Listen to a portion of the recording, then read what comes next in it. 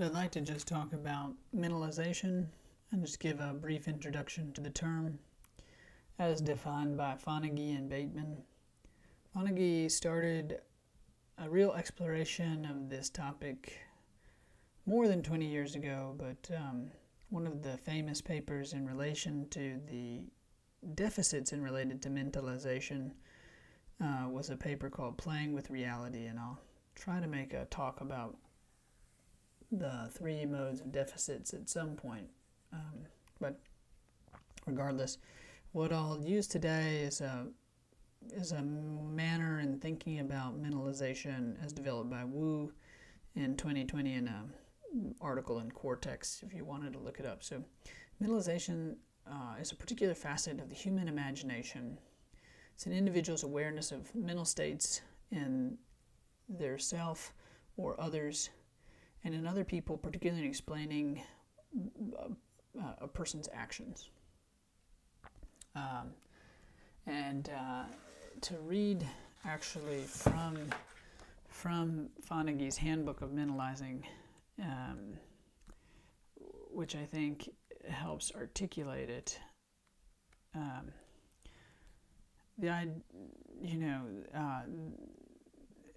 Mentalizing is something people do most of the time, normally without giving it much conscious thought, and for all of their efforts, it is also something people quite often get somewhat wrong.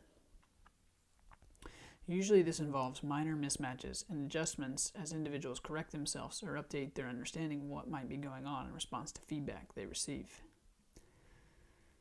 The emphasis on imagination and the inherent lack of certainty in relation to mental states points to one of the ideas underpinning the mentalizing clinical approach, an inquisitive stance. And so I think that's just important to recognize with MBT or mentalizing as a activity, if you're to use the technique, is a not knowing stance, uncertainty that's inherent in it. But I'll shift from that now to describing it in more detail, the actual term. So it is a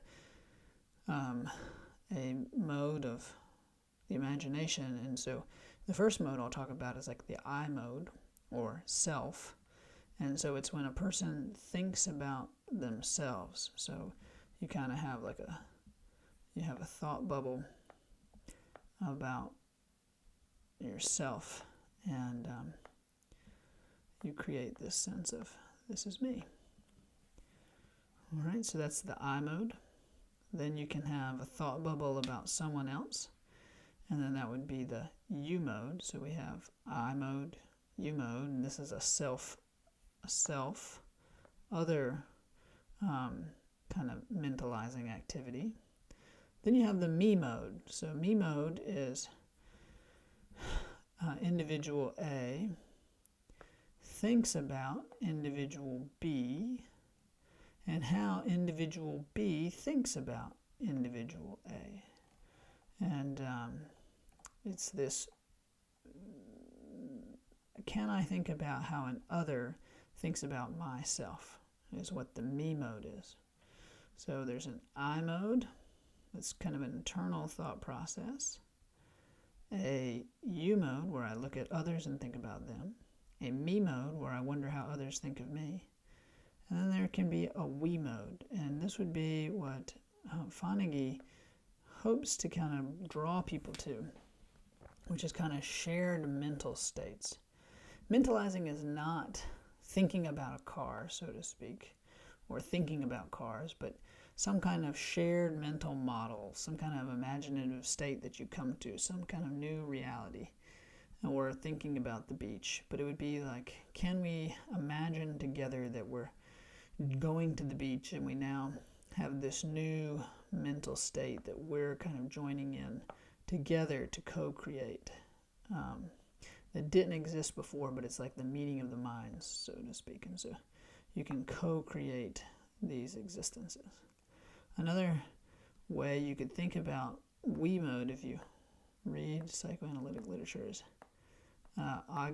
Thomas Ogden is a psychoanalytic writer, and he is a relational theorist, and he talks about the analytic third, the third space that exists between patient and therapist, that's co-created between them. So we had the I mode, you mode, me mode, we mode, and this one's a little bit trickier. So this one is, we have person A, person B, and person C.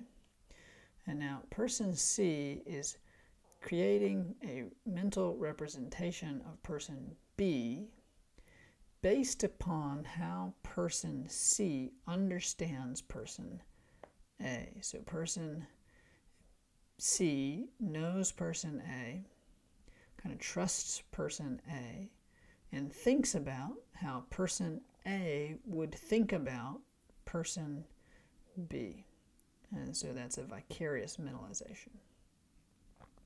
And so these are just different forms of mentalizing. And the goal of mentalization-based therapy is to keep people mentalizing. And if people are mentalizing, then you can get into things like transference interpretations,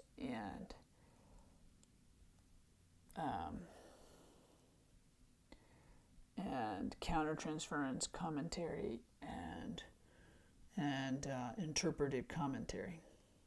But first, someone has to be mentalizing, and you have to be able to pick up on non-mentalizing modes.